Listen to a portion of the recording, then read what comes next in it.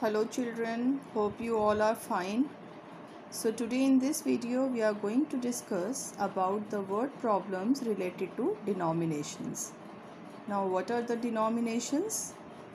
Denominations होते हैं types of currency notes that we are using in our day to day life.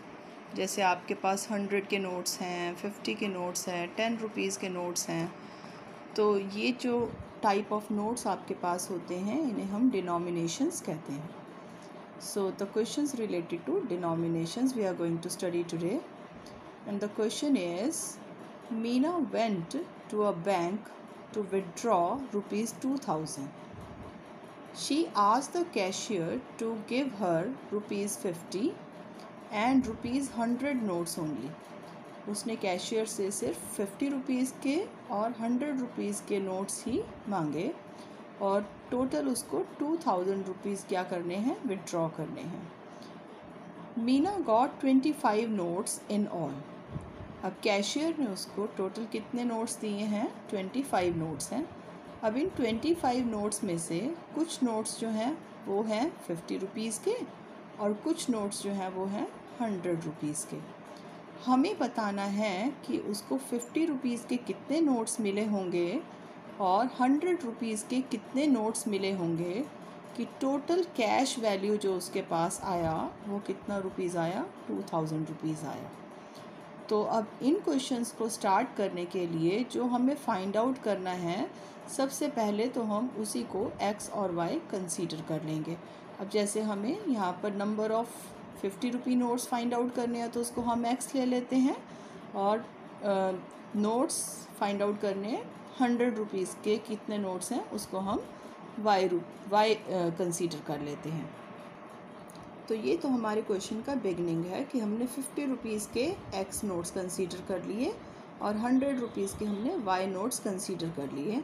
अब हमारे question में हमें मालूम है कि उसको 25 नोट्स टोटल मिले थे, यानी कि x + y = 25. It is our equation number 1. अब मैंने देखिए यहाँ पर ये 2 लाइंस छोड़ी हैं, यहाँ पर भी मैंने ये लाइंस छोड़ी हैं. अब इन लाइंस को मैंने क्यों छोड़ा है, क्योंकि मैं साथ के साथ ये लिखना चाहती हूँ कि मेरे पास कैश कितना है. अब आप सोच कर देखिए कि अगर आपके पास 50 रुपये का एक नोट है तो इसका मतलब आपके पास कैश वैल्यू कितना रुपये हो गया, 50 रुपीज़. अगर आपके पास 50 रुपीज़ के 2 नोट हैं तो आपके पास टोटल कैश कितना हो गया, 100 रुपीज़. 50 × 2. अगर आपके पास 50 रुपीज़ के 3 नोट्स हैं तो आपके पास कितना कैश हुआ, 50 × 3. So now in this way, if you have x notes of ₹50, then how much cash value do you have with you? 50 × x means 50x rupees. तो हमें यहाँ पर साथ के साथ सबका कैश वैल्यू भी लिख लेना है.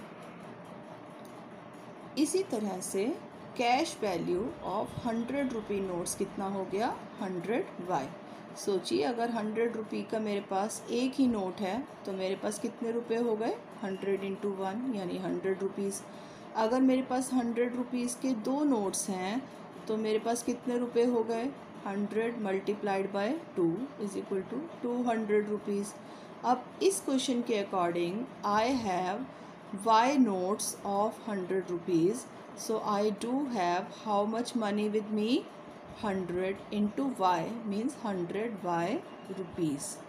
तो अब मेरे पास 50 रुपये का जो कैश वैल्यू है वो है 50x और 100 रुपीज़ के नोट्स का जो कैश वैल्यू है वो है 100y. तो मेरे पास टोटल कितना कैश वैल्यू हो गया, 50x + 100y. But according to question ये जो 50x + 100y रुपीज़ उसको मिले थे, टोटल जो रुपीज़ थे वो कितने रुपीज़ थे, 2000 रुपीज़, जो उसने स्टार्टिंग में विड्रॉ कराए थे. तो ये बन गई हमारी इक्वेशन नंबर 2. मैंने इसको नंबरिंग इसलिए नहीं की है क्योंकि यहाँ पर मुझे कॉमन दिखाई दे रहा है. मैं अभी इस इक्वेशन को सिंप्लीफाई कर सकती हूँ, तो मैं इसमें से 50 को कॉमन लेके इसे सिंप्लीफाई कर लेती हूँ। अब ये हमारी बन गई इक्वेशन नंबर 2। अब इन दोनों इक्वेशंस को आप सॉल्व कीजिए किसी भी एक मेथड से जो आपको इजी लगता है, और इसे सॉल्व करके आपको x की वैल्यू भी मिल जाएगी और y की वैल्यू भी मिल जाएगी। अब जब मैंने इसे सॉल्व किया तो मुझे x की वैल्यू मिल गई 10 और y की वैल्यू मिल गई 15। इसका मतलब मेरे पास 50 रुपीज़ के कितने नोट्स हैं? x नोट्स हैं, यानी कि 10 नोट हैं। और 100 रुपीज़ के कितने नोट्स हैं? y नोट्स, यानी कि 15 नोट्स हैं।